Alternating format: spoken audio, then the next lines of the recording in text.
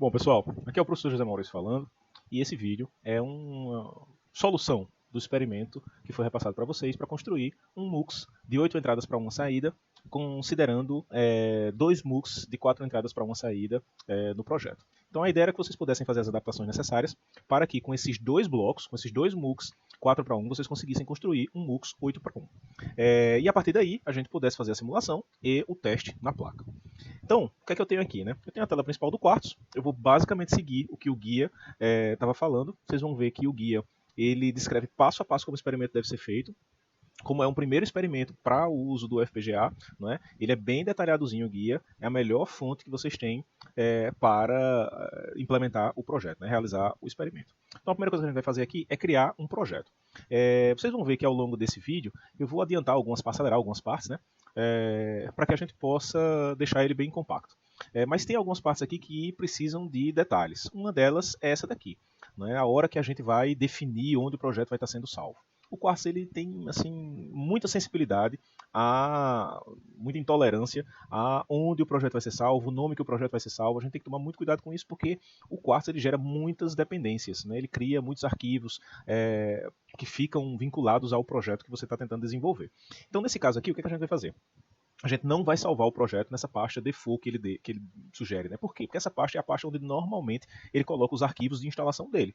Então a gente não quer misturar os arquivos do nosso projeto com os arquivos de instalação do Quartz, certo? Então eu vou escolher aqui uma outra pasta, vou colocar aqui, poder ser documentos, alguma coisa, mas vou colocar aqui direto na área de trabalho, vou criar uma pasta nova chamada FPGA MUX, e dentro dessa pasta eu vou selecionar essa pasta para que o Quartz coloque os arquivos do nosso projeto aí dentro.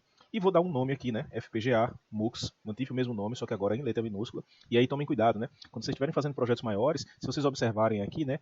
E esses nomes, né? Eles são case sensitive. Né? Então, se você bota uma letra maiúscula, uma letra minúscula, e você precisa referenciar esses arquivos dentro do seu projeto, você tem que tomar cuidado porque os nomes têm que ser iguais. Caso você não siga esse padrão, né? O Quartz não vai conseguir achar o seu arquivo. Bom, a partir daí a gente seleciona o dispositivo que a gente vai trabalhar, de acordo com o guia, né? Lembrando, a placa que a gente usa aqui, a DE2, ela tem o Ciclone 2, então é só selecionar o Ciclone 2 e filtrar pela contagem de pinos 672. A partir daí a gente seleciona a velocidade 6 e o filtro separa 3 dispositivos aqui. O dispositivo que tem na nossa placa é o primeiro, o 35 F6, F672C6. Esse dispositivo aqui é o dispositivo que está soldado lá na placa, certo? Então é ele que a gente vai selecionar aqui para o nosso projeto. É só a gente continuar, continuar e finalizar. Uma vez que o projeto foi criado, vocês vão observar aqui que o nosso projeto já está aqui na aba de hierarquia. O que é que a gente precisa fazer agora? A gente precisa criar agora um ambiente onde a gente vai poder colocar os nossos componentes. Esse ambiente ele vai ser criado adicionando um novo arquivo.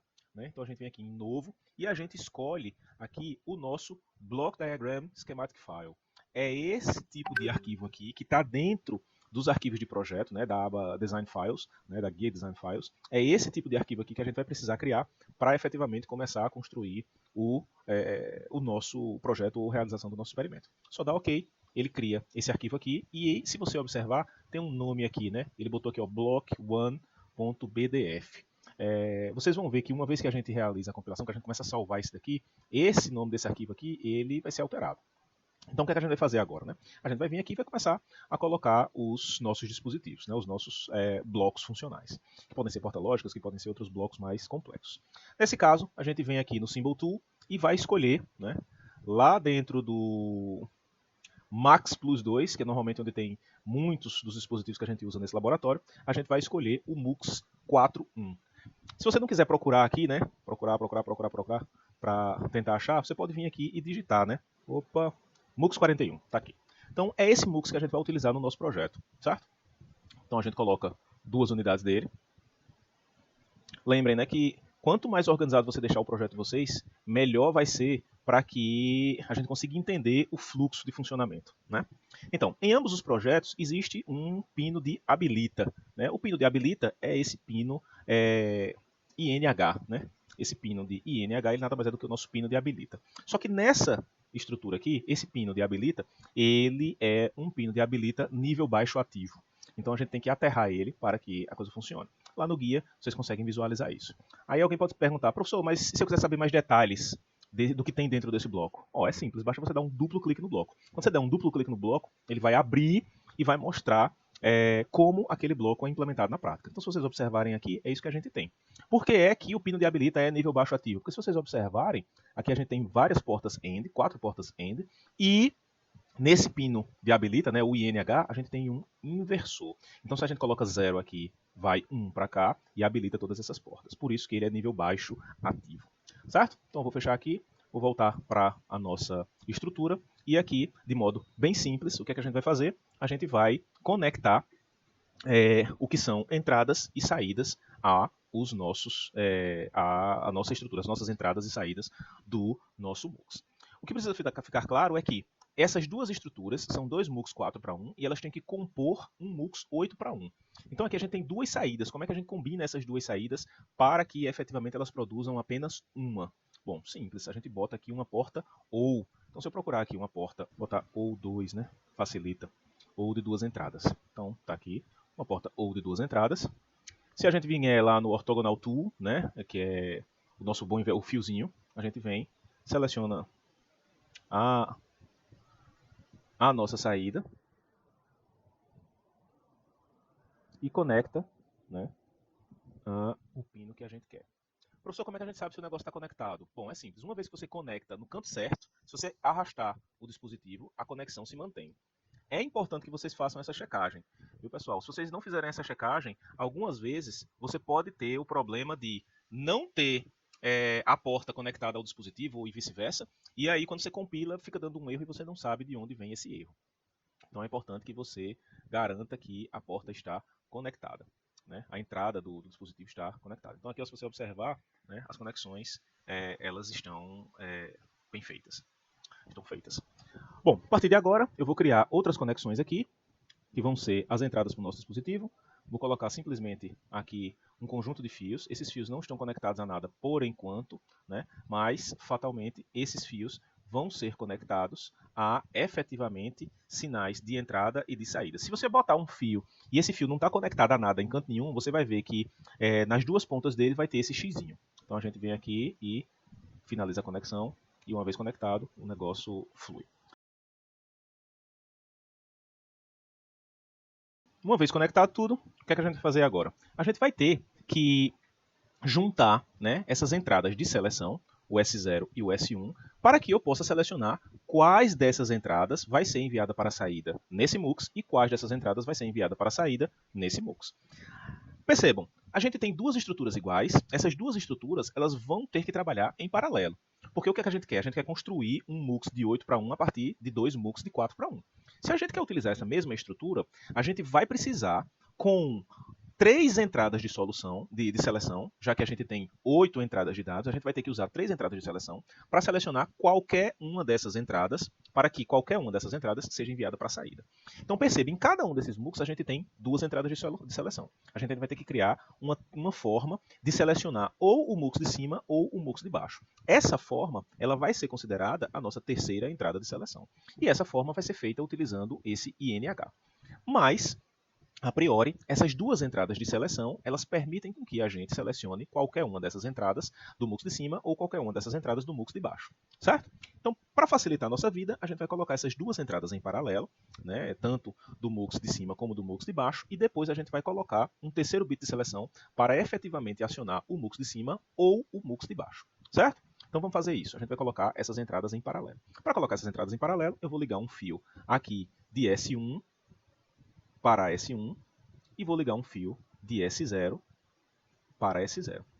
Percebam que a conexão ela só é realizada, né? A gente tem uma indicação do quartzo de que a conexão está efetivamente feita quando essa bolinha aqui aparece. Por isso que não tem conexão quando esse fio passa, né, por cima desses outros aqui, dessas entradas. Então aqui a gente já tem a nossa conexão. Eu vou reduzir o tamanho desse fio aqui, né, para que ele fique nesse pontinho. Quando a gente coloca nesse pontinho aqui, é como se ele virasse uma curva, então a bolinha desaparece. Não é mais uma derivação, né? Então, ó, a bolinha desapareceu porque a gente tem uma curva. Então aqui agora a gente tem S1 paralelo com S1, S0 paralelo com S0. O que é que a gente pode fazer agora para que eu selecione ou o MUX de cima ou o MUX de baixo? Bom, vamos deixar uma certa prioridade aqui. Vamos considerar que O MUX de baixo ele vai ser selecionado sempre que o bit de seleção, o terceiro bit de seleção, for 0. E o MUX de cima vai ser sempre selecionado quando o terceiro bit de seleção for 1.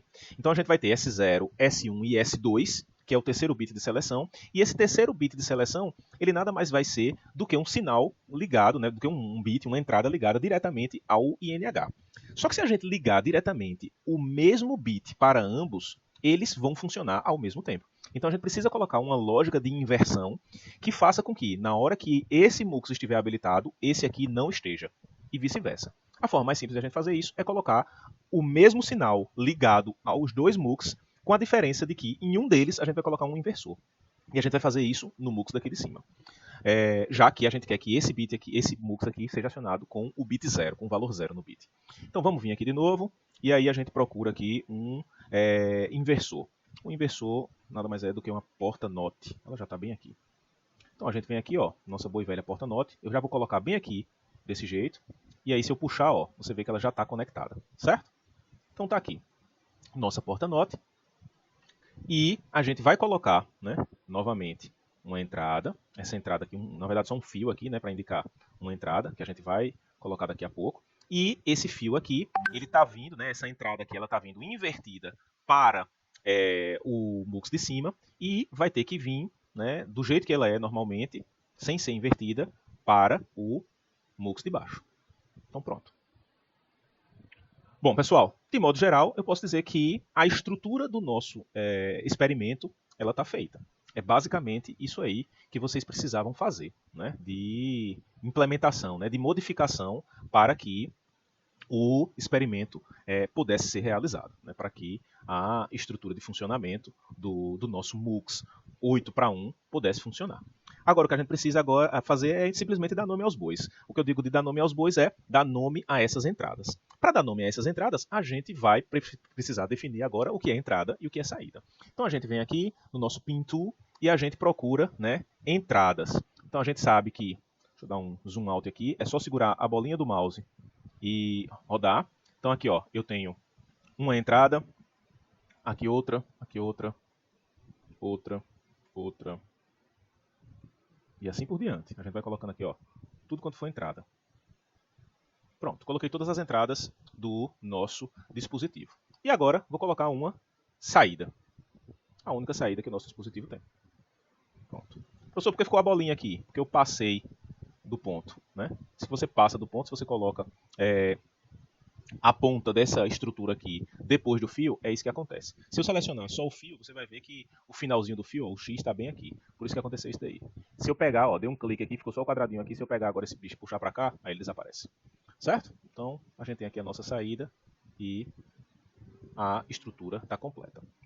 Bom, fica fácil da gente entender essa coisa desse jeito? Não necessariamente. O que é que a gente vai fazer agora? Bom, a gente vai dar uma reorganizada nessas entradas e saídas, mudando o nome de cada um. Então, eu já sei que essa entrada aqui, ela vai ser o nosso S3, o nosso S2, na verdade, né? O nosso S2. O S2 é o terceiro bit de seleção. Então, aqui eu tenho S0, eu vou colocar o mesmo nome, S0. Aqui eu tenho S1. Pronto. S0, S1 e aqui S2. Esses 3 bits aqui eles vão servir para selecionar qual das entradas em cada um dos MUX vai ser colocada na saída. E aqui eu vou colocar a nossa saída. A nossa saída vai ser Y. Estou colocando minúsculo, podia ser maiúsculo, contanto que você mantenha sempre a mesma nomenclatura.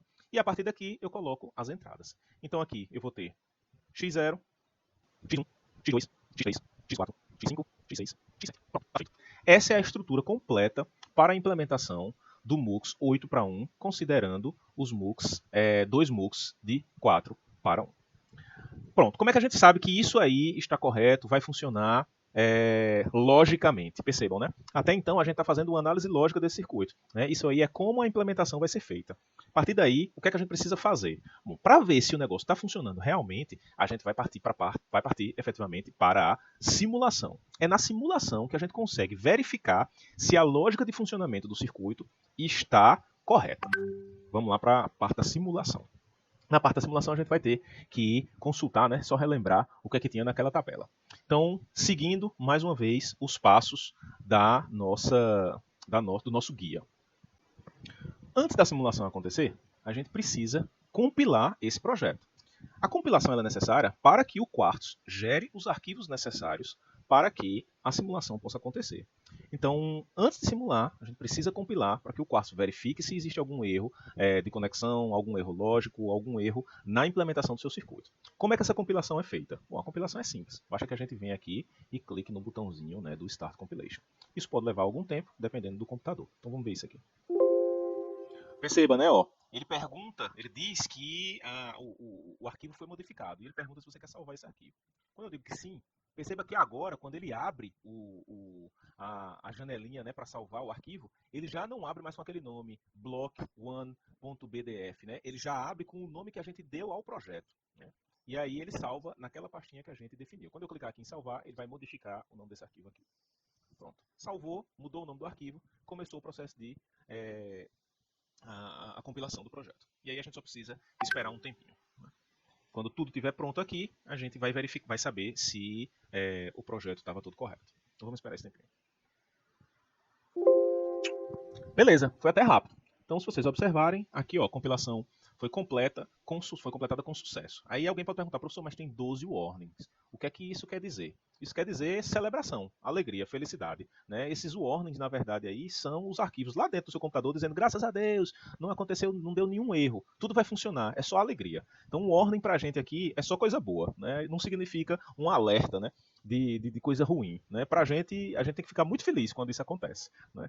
Justamente por causa dessa sensibilidade que o Quartz tem, né? Vocês vão ver mais pra frente que na prática esses warnings, eles querem dizer coisas importantes a depender da complexidade do projeto. Mas para o nosso caso aqui, esses warnings, eles podem ser negligenciados. Na verdade, a gente fica feliz quando dá só esses warnings. Então, dou OK. Quando isso aí aconteceu, né, quando essa compilação foi feita, a gente sabe, e que foi sucesso, né, a gente sabe que o nosso projeto pode ser simulado. Então, vou voltar aqui para a aba do projeto e vamos agora criar o arquivo necessário para a simulação. O arquivo necessário para a simulação, a gente volta aqui no arquivo novo e aí a gente vai procurar aqui os arquivos de verificação, né, ou de depuração. E a gente vai escolher o University Program. É essa estrutura aqui que permite com que a gente simule para essa versão do Quartz, de acordo com as condições que a gente tem aqui, com a placa, com tudo direitinho. Então a gente vai criar um novo arquivo. Esse novo arquivo vai abrir, né, esse novo arquivo, ele nada mais é do que um arquivo de formas de onda, né, no formato VWF, né, que é View Waveforms, e aqui permite com que a gente visualize o que nós chamamos de diagrama de tempo. Esses diagramas de tempo vão permitir com que a gente entenda se o nosso circuito está funcionando da maneira correta. Na prática, percebam, gente, que qualquer circuito digital, ele não funciona simplesmente baseado em eventos. Ele funciona baseado em eventos, mas são eventos que mudam ao longo do tempo, né? Eles mudam de acordo com as variações das entradas. Então, para que a gente visualize se o nosso arquivo, se o nosso projeto está funcionando direitinho, a gente vai criar uma série de ondas na entrada do circuito, nas entradas do circuito, para verificar se a saída que está sendo gerada por essas variações da entrada, se essa saída corresponde logicamente ao que deveria corresponder, né? Se ela está funcionando da maneira correta. Então a primeira coisa que a gente precisa fazer agora, para a gente não construir ou não pegar as entradas do além, a gente vai importar essas entradas do nosso projeto criado. O processo de importação dessas entradas é muito simples. A gente só precisa vir aqui em Edit, insira, né, ou Insert, e a gente seleciona esse Insert Node ou Bus. Para inserir esse nó, esses nós ou bus, a gente vai aqui no Node Finder. E aí a gente deixa tudo selecionado aqui, tudo do jeito que está aqui, pinos todos, e a gente só precisa clicar em listar. Quando a gente clica em listar, tudo que estava lá no nosso arquivo de projeto, né, no nosso arquivo esquemático, vai aparecer aqui. A gente vai copiar tudo que foi selecionado aqui, tudo que foi encontrado aqui, para essa outra janela. E a gente faz isso através dessas setinhas aqui. Pronto, a gente copiou tudo que tinha aqui para cá. Então isso quer dizer que a gente está aproveitando todas as nossas entradas e saídas do nosso arquivo esquemático para esse arquivo de simulação, para esse processo de simulação. A gente podia muito bem selecionar só algumas entradas depende muito da complexidade do projeto. Nesse caso a gente precisa de tudo. E aí é só dar OK. Quando a gente dá OK aqui e OK aqui, vocês vão observar que todas as entradas estão aqui e a saída.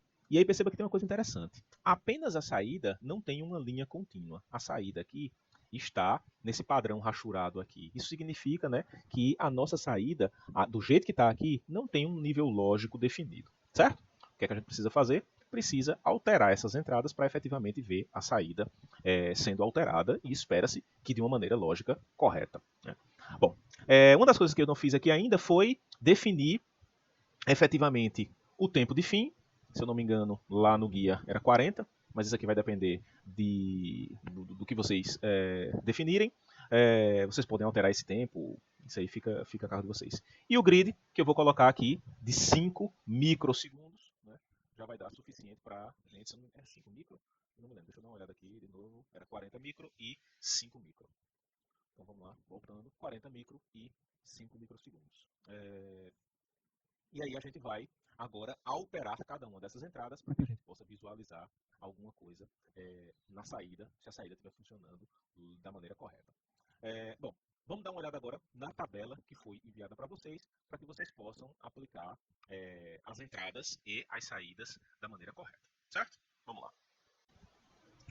Bom, pessoal, olá. Já puxei aqui a tabelinha que a gente ia consultar. E basicamente o que é que a gente tem, né? S0, S1, S2. Tá aqui, ó. Só mudou a sequência, S0, S1, S2. E a gente tem aqui, ó, do X0 até o X7, aqui do X0 até o X7, e o Y, que é o que vai ser a saída, a gente não vai mexer. Então vamos colocar aqui o nosso primeiro sinal, o S0. O S0, ele tem período 4 microsegundos, offset 0, duty cycle de 50%. Vou na ferramenta de Override Clock, e aqui, ó, o período dele é de quanto no S0? 4 microsegundos. Então eu venho aqui, boto 4 microsegundos, offset de 5, duty cycle de 50, só dá OK, a gente tem aqui o nosso S0 alterado. Vamos para o S1 e assim por diante. Vou acelerar aqui esse processo e vocês vão ver quando tudo estiver configurado, certo? Vamos lá.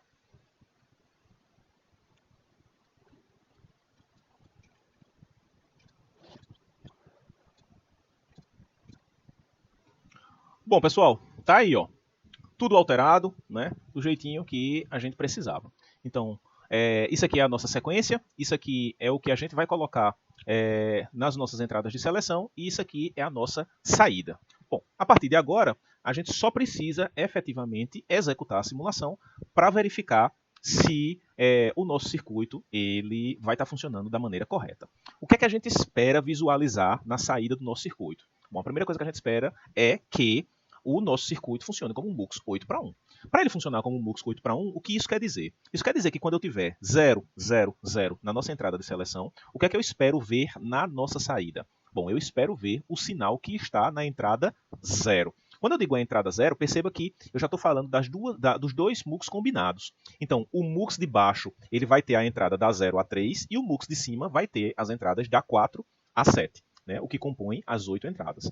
Visto que, quando a gente colocou aquele inversor na nossa entrada de seleção, no nosso bit de seleção 3, a gente estava colocando na nossa estrutura, né, o MUX de baixo com prioridade 0, né, ou seja, com as 4 entradas menos significativas, e no MUX de cima, as 4 entradas mais significativas, né, para o nosso circuito. Então, quando eu tiver com 0, 0, 0, eu espero que essa entrada aqui apareça na saída, enquanto a minha entrada for 0, 0, 0.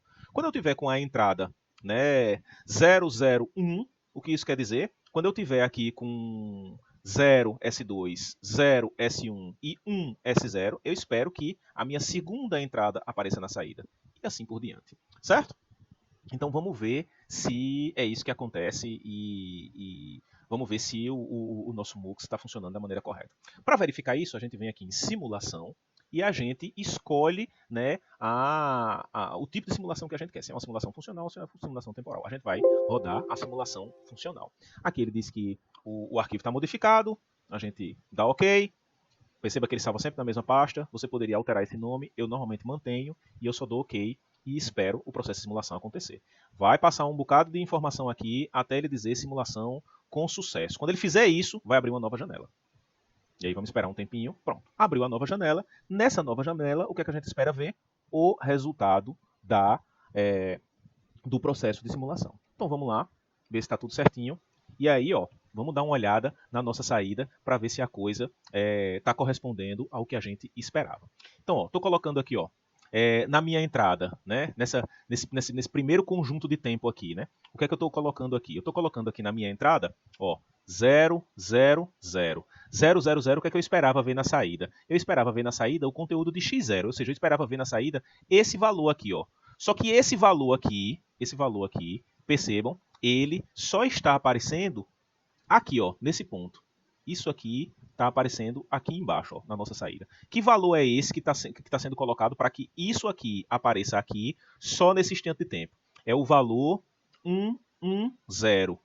Então, o que eu tenho aqui, S2, 0, 1 e 1, 1 e 1 aqui. Vamos voltar lá para o nosso esquemático. Se eu coloco aqui, ó, 1, 1 e 0 aqui, quando eu coloco 0 aqui, vem 1 para cá e, consequentemente, essa saída aqui está desabilitada. E eu estou colocando 1 e 1 aqui. Quando eu coloco 1 e 1 aqui, o que está aparecendo aqui? Ah, gente, já achamos o erro no nosso projeto, né? Não sei se vocês já perceberam no início do vídeo, né? Mas eu só percebi agora. Percebam que eu coloquei isso aqui invertido em relação às entradas. Olha lá, eu coloquei x0, x1, x2, x3, só que aqui ó, tá d0, d1, d2, d3. Então tá invertido. Se tá invertido, o que é que eu vou ter lá na saída, né? Eu vou ter uma saída invertida. Então vamos corrigir isso daqui para que o experimento fique bem certinho. Para corrigir isso daqui, eu vou fazer o seguinte, eu vou mudar essa aqui para xx, xx, xx, xx, e aí eu vou colocar agora, né, x0, x1, x2, x3. E agora a mesma coisa aqui, ó, onde tem x7, vou botar aqui x4, nem precisa ter feito aqui xx, x5, x6, x7. Pronto. Só preciso fazer essas alterações aqui. Aí você se pergunta, professor, vai ter que refazer tudo? Não, não precisa refazer nada, só precisa realizar essas alterações aqui. Colocar tudo na significância correta. E aí, o que é que precisa fazer depois? Agora eu preciso compilar. E aí, ó, foi modificado, dou OK, realizo todo o processo de compilação novamente. Percebam, pessoal, que qualquer alteração que for feita em qualquer etapa do projeto, mesmo que não seja no esquemático, para que ela efetivamente tenha efeito, você precisa compilar o seu projeto. Compilado, OK, nenhum erro, é só dar OK, vamos voltar lá para a nossa simulação. Na nossa simulação, está aqui tudo bonitinho. O que é que eu vou fazer agora? Automaticamente, quando a gente realiza essa alteração na simulação, se eu vier aqui e mandar fazer a simulação novamente, ele já vai pegar o arquivo mais atual, vai realizar a nova simulação com o arquivo mais atual e a gente espera ver o resultado correto a partir de agora. Então vamos lá, vamos ver. Pronto. Agora está funcionando do jeito que a gente queria. Se você observar, quando a gente coloca 0, 0, 0, a entrada x0 vai ser jogada na saída. Quando a gente coloca 0, 0, 1, a entrada x1 vai ser colocada na saída, né? Que é essa daqui, ó, x1 é quem vai aparecer na saída.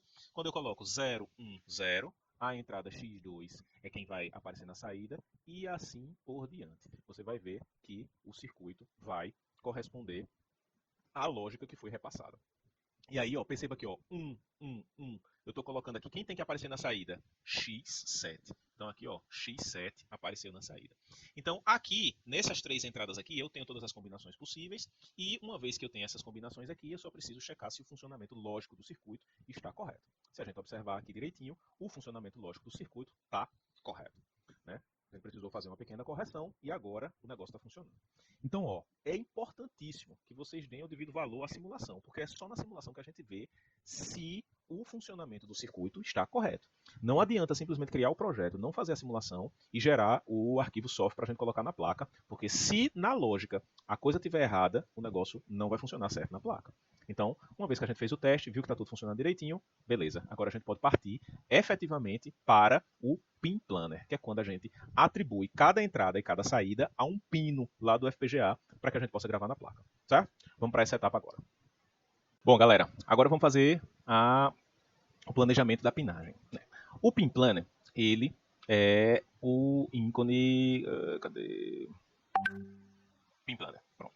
Ele é esse ícone aqui e ele permite com que a gente associe as entradas, ou não, na verdade, as entradas e saídas do nosso projeto a algum dos pinos do nosso FPGA. Se vocês observarem, aquela fase onde a gente define qual tipo de dispositivo está sendo utilizado, ela é importante exatamente para essa etapa aqui do projeto. Então, o que a gente precisa fazer agora, né? Uma vez que a gente sabe, né, que o próprio Quartz já deixa aqui a lista, né, dispositivos de direções, né, direcionamentos de entradas e saídas do nosso projeto. Uma vez que a gente tem isso aqui, agora a gente só precisa associar efetivamente o que é a entrada à nossa pinagem. E isso vai ser feito levando em consideração aquela tabelinha que foi repassada para vocês. Então eu vou pegar isso aqui, colocar aqui do lado, e aí a gente vai pegar chave por chave. Né?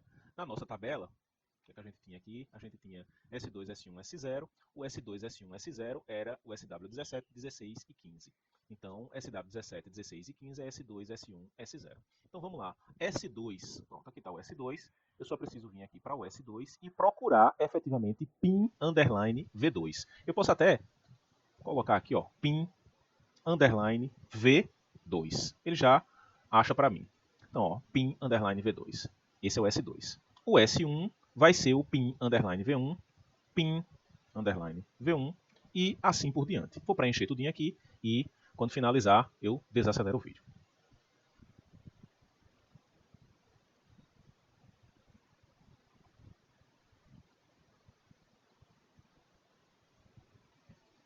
Bom, pessoal, tudo mapeado aqui, né? O location, a gente já mapeou tudo bonitinho.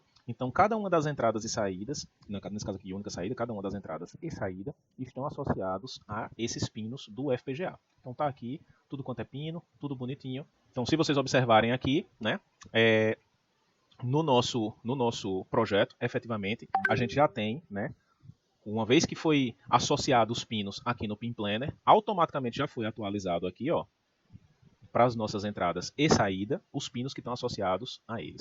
O que é que a gente precisa fazer agora para que efetivamente isso tenha efeito? A gente precisa compilar o projeto. Então a gente vem aqui, compila o nosso projeto de novo. Beleza. Ó, até diminuiu um dos warnings aqui, né? Damos OK. E agora, lá na nossa saída, a gente tem o nosso arquivo .soft efetivamente atualizado. É esse arquivo aqui que vocês precisariam me enviar para que eu possa testar na placa, certo?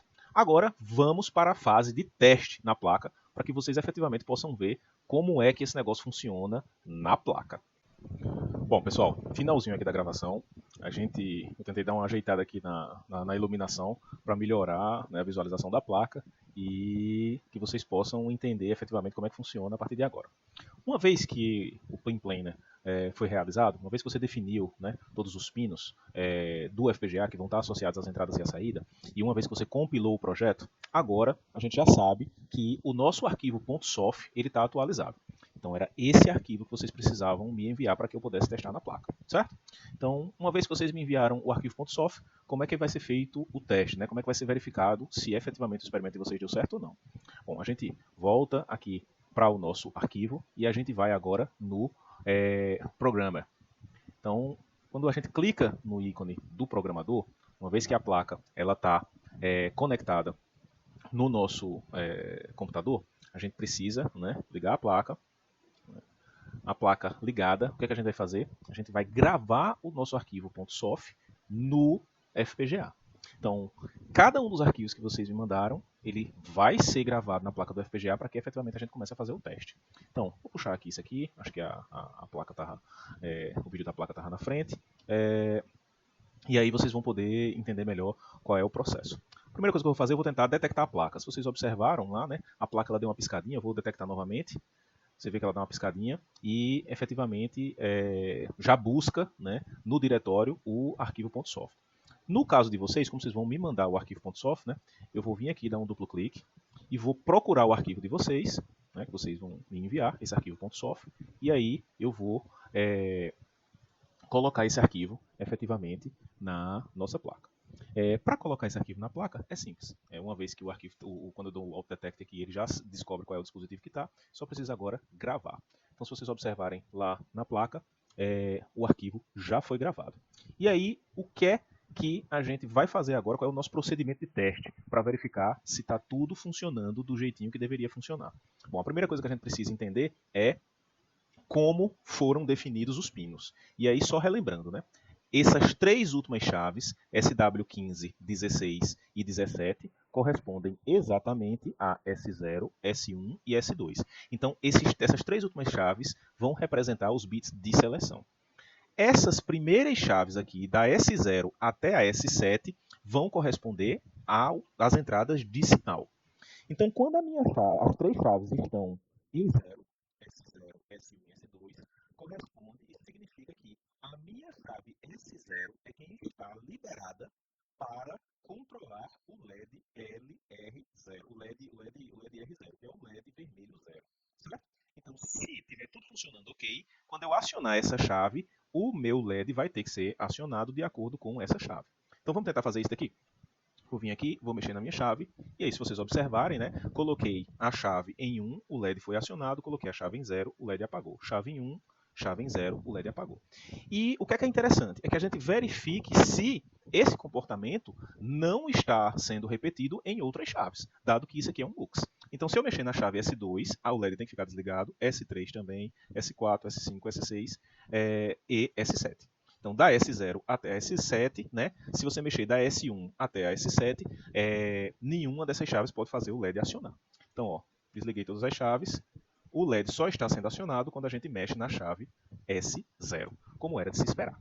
A partir de agora eu vou testar com outra chave. Eu vou botar aqui com outra seleção, né? Eu vou colocar aqui, ó, tá 000, eu vou colocar 001.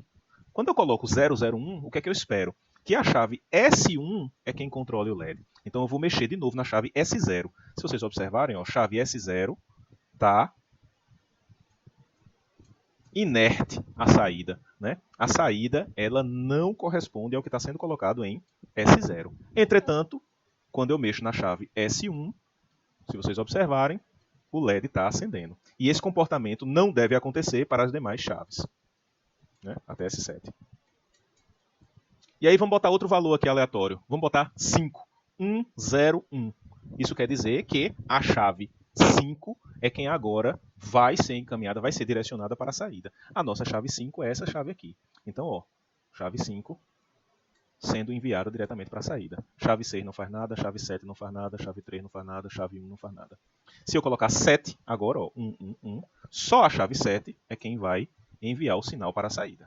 As outras chaves, ó, não fazem nada. Só a chave 7 é quem faz. Certo? Então, pessoal, é isso aqui que vai ser testado em cada um dos arquivos .soft que vocês me enviarem. E é esse o padrão de resposta que tem que aparecer. Bom, espero que todos tenham entendido. Se algum de vocês ficou com dúvida, sintam-se à vontade para entrar em contato, né, e para que a gente possa esclarecer mais algum detalhe desse processo de implementação. No mais, fico por aqui. Espero que vocês tenham gostado do vídeo, né, e qualquer coisa, podem entrar em contato. Valeu, pessoal. Até mais.